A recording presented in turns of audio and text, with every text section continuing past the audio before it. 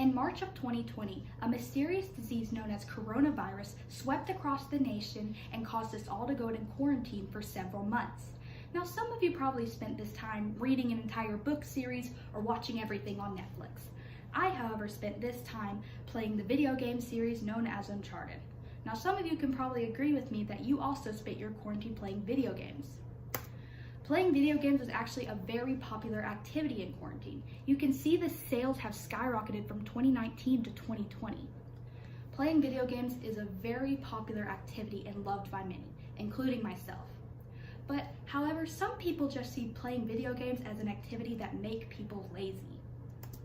I'm credible to speak on this topic because I did my own research through the sources National Geographic, Psychology Today, NBC News, and many more.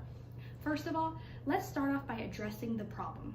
So many parents and adults think that playing video games is just a way for people to be lazy and it's unhealthy and bad. But what they don't realize is that there are actually some benefits, one of them being cognitive benefits. You can see the list of all the cognitive skills that have improved just by playing video games, one of them being multitasking skills.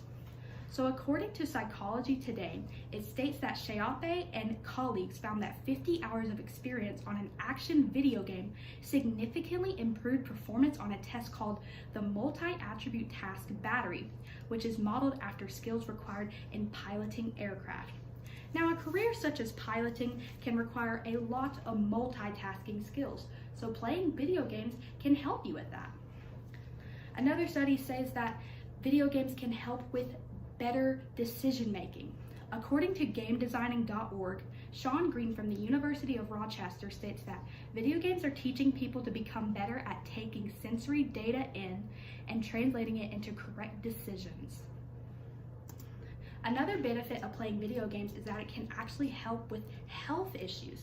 So this is a study that shows a patient's improvement and their behavioral skills. So for example, theweek.com states that researchers believe the game's ability to act on neuronal mechanisms that activate positive emotions and the reward system helped improve kids' demeanors as they face the daily challenges of their illnesses. So people with chronic illnesses can show improvement just by playing video games. Another thing that video games can help with is those who suffer with depression or stress. TheWeek.com also states that gamers who suffered from mental health issues such as stress and depression were able to vent their frustration and aggression by playing video games and showed a noted improvement. Now, some of these benefits may seem shocking to you all, but this one may be the most shocking. Believe it or not, video games can actually help improve your eyesight. Here we have a study of kids that went through brain training by playing video games, and you can see their visual improvement by the yellow, which shows them after the training.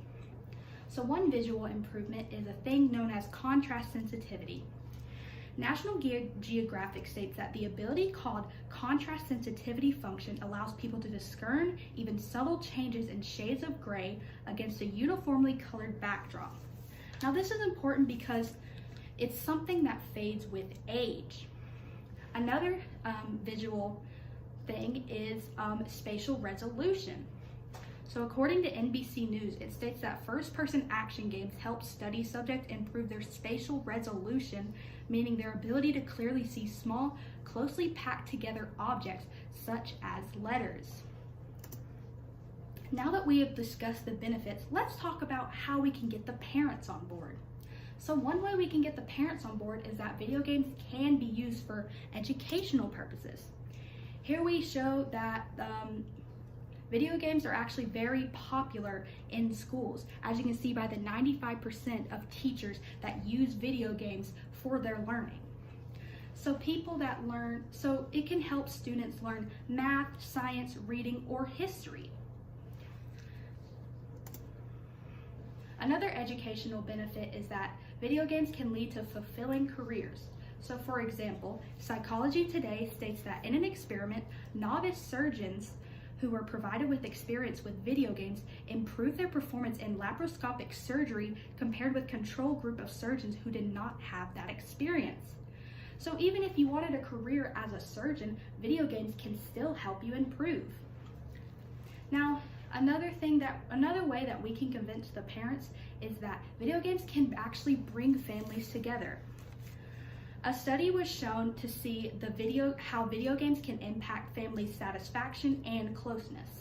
According to Sage Journals, it states that the results showed that the more frequently family members played video games together, the better family satisfaction and family closeness they have. Another study shows that video games like sports can create a strong bond between parents and children, especially at a young age. Now that we've discussed our solution, let's talk about what would happen if we didn't have video games.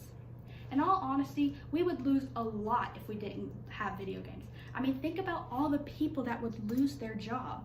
Video actors, voice actors, game designers, and animators. All those people without a job. Also, if we didn't have video games, a bunch of people would be losing cool, diverse career opportunities in video games. Another thing is that without video games, we would be losing a great source of entertainment. So video games provide an immersive and interactive form of entertainment that you usually can't get from books and movies.